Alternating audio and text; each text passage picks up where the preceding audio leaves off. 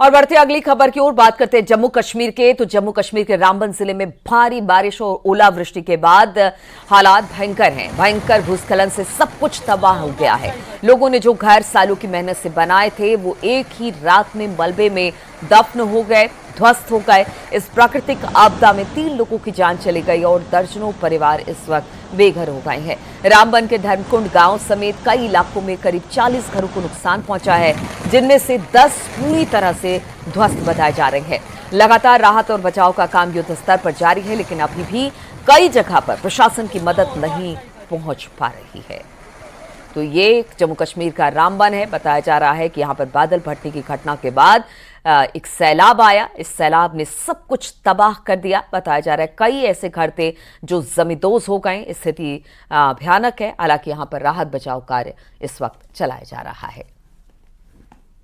बारिश हुई तो किस तरीके से हमने सुना है कि अभी जो कपड़े आपने पहने हैं वो भी लोगों ने आपको दिए हैं, क्या कहेंगे? जी मैम, रात के 3 बजे ये बाढ़ आ गई तो हम सोए हुए थे सब बिस्तरों में। तो जब यहाँ शोर हुआ तो सारे बाहर निकले तो हम भागे। सारा कुछ जैसे था, माल मवेशी सब कुछ, खाली कपड़े लगे थे वो भी सब गिले हो गए। तो फिर यहाँ लोगों ने हमें थोड़ी जगह दी अंदर घुसने के लिए। अच्छा, किसी के घर में आप सुबह से बैठे हो? हाँ, सुबह से किसी के घर तो मलबे का ढेर बन गया। ढेर बन गया। कपड़े किसी ने मांग के दिए हैं, ये देखो बच्चों ने पहने। हम कोई आया नहीं सुबह से? कोई नहीं, सुबह से हम भूखे हैं। कोई बंदा नहीं आया। नहीं, कोई प्रशासन का बंदा नहीं आया। ना ही ये कंपनी वालों ने जो है इसको ये डाइवर्ट किया। इसकी कोई इन्होंने वो रास्ता नहीं बनाया। पानी का जो रास्ता था वो नहीं, कंपनी वालों ने ही सबसे बड़ी गंद मचाई। और उसके बाद कैसा माहौल है यहाँ पे? डर का? मैम खुद देख लो। सुबह से हमने सबसे बोला था कि पानी जेसीबी लगाओ। किसी ने जब पानी पीने के लिए भी नहीं जेसीबी दी यहाँ पर। सुबह से ये कुछ खाया नहीं है सुबह से? जनाब बच्चों से पूछिए। चलो हम तो बिस्कुट तो बच्चों को दिया, लेकिन हमें घर में बर्तन कोई नहीं आप दे सकते हैं। हमें कम्बल ऊपर लेने के लिए नहीं आप दे सकते हो, लेकिन कपड़े भी हमने। देखिए, ये बात करते करते तस्वीरें दिखाने की कोशिश करेंगे किस तरीके से लोगों ने आपको क्या सामान जो है यहाँ पर हालात खराब हो गई है, घरों का सामान बाहर निकल गया है। लोग अपने घरों की दुखद तस्वीरें दिखाने के लिए जो है हमारे साथ चल रहे हैं। और देखिए ये वो मंजर है जो सुबह 3:30 बजे हुआ था और किस तरीके से ये लोगों के बर्तन जो है वो मिट्टी के मलबे में चले गए हैं। मतलब ये देखिए, ये किचन का वो सामान है, मिट्टी का ढेर बन चुका है। ये मेरे साथ जो बर्तन आप देख रहे हैं, बिखरे हुए ये बर्तन, मतलब ये दर्द बयां कर रहे हैं। मुझे ही यहाँ पर बेहद दुख हो रहा है ये दिखाते हुए, ये तस्वीरें दिखाते पूरी तरीके से। इस घर में आपको बता दें कि ये भी कहा जा रहा है कि इनके माल मवेशी भी जो है पूरी तरह से दब चुके हैं, जिन्हें निकालने की पूरी कोशिश तो उन्होंने की, लेकिन वो निकाल नहीं पाए क्योंकि मंजर इतना भयानक था, मंजर इतना खतरनाक था कि मुश्किल से इन्होंने अपने ही बच्चों को बाहर निकाला। गीले गंदे मलबे के कपड़ों समेत जब ये बाहर निकले तो बहुत 4 घंटे के बाद लोगों ने इन्हें कपड़े दिए तन ढकने के लिए, और सिवाय इस तन पे जो इनके कपड़े दिख रहे हैं उसके अलावा इन्होंने इस घर से कुछ नहीं निकाला, क्योंकि निकालने के लायक तो कुछ बचा ही नहीं है। आप देखिए, तस्वीरें दिखाने की कोशिश करें कि इन चीजों में कुछ भी बचाने लायक रहा नहीं है। ये नमक मसाले वाले डब्बे भी मिट्टी से भरे हैं, ये तकिए भी भरे हुए हैं, और अभी भी अगर आसमान पे अगर नजर दौड़ाएं तो बिजली कड़कती हुई नजर आ रही है। मौसम का मिजाज बदल रहा है, और जैसे जैसे यहाँ पर मौसम का मिजाज बदल रहा है, लोगों में डर का माहौल है। तो उप मुख्यमंत्री सुरेंद्र चौधरी ने रामबन और बनिहाल क्षेत्र का दौरा किया और नेशनल कॉन्फ्रेंस के विधायकों के साथ मिलकर प्रभावित इलाकों की समीक्षा की। उन्होंने कहा कि स्थिति बेहद खराब है और वो अपनी रिपोर्ट मुख्यमंत्री को सौंपेंगे। इससे अंदाजा लगाया जा सकता है कि प्रशासन हालात पर गंभीरता से नजर बनाए हुए है। तबाही के मंजर को अब सही करने के लिए पहुंचा है पीला पंजा। ये पीला पंजा अब जैसे जैसे यहाँ पर रास्ते को साफ कर रहा है, बता दें कि हम लोग सड़क पे हैं। मतलब अभी भी यहाँ से 10 फुट नीचे सड़क है, नेशनल हाईवे है, और उसके ऊपर मलबे का ढेर है। उसके ऊपर का भी जो मलबे का ढेर है वो ये जेसीबी हटाने का काम कर रही है, और ये अभी का नहीं कर रही है, बल्कि सुबह जितने बजे से ये बारिश यहाँ थमी थी तभी से यहाँ पर 2 से 3 जेसीबी लगी और इस मलबे को हटाने का काम जो है वो यहाँ पर शुरू हुआ। लेकिन ये कहाँ पे है? हम जम्मू कश्मीर नेशनल हाईवे रामबन की हाईवे पर है।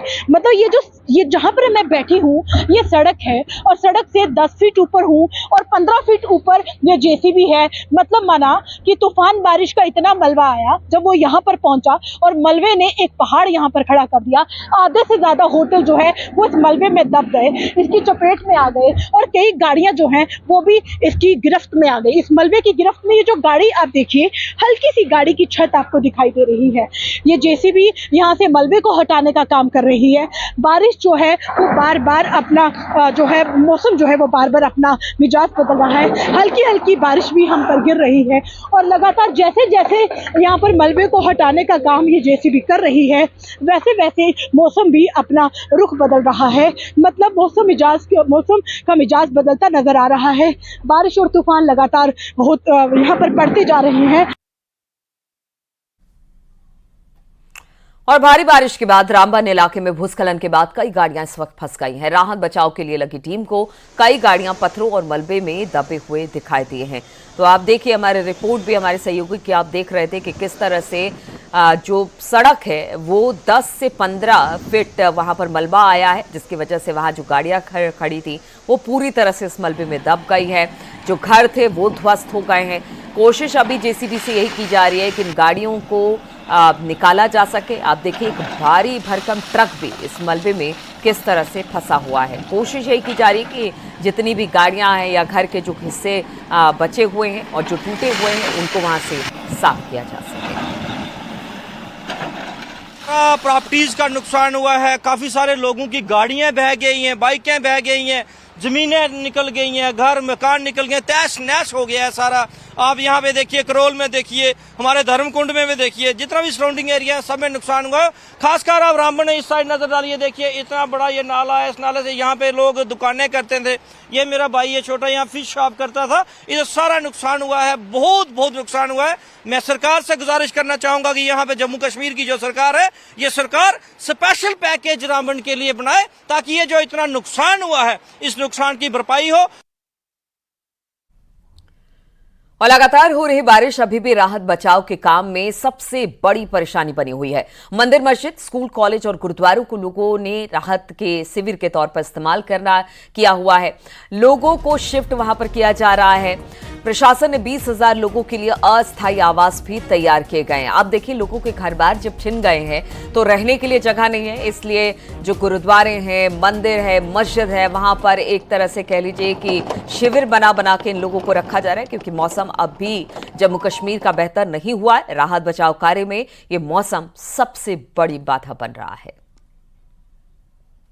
प्रशासन और पुलिस तो लगातार ये काम कर ही रही है, लेकिन कुछ ऐसे इलाके जहां पर अभी भी कुछ लोग नहीं पहुंचे, लोगों के घर मलबे का ढेर बन चुके हैं। आप जगह जगह पहुंचे हैं, तो किस तरीके से आपके साथ कनेक्ट कर रही है पब्लिक, वो लोग जो अभी तक बड़े बुरे हालात में हैं?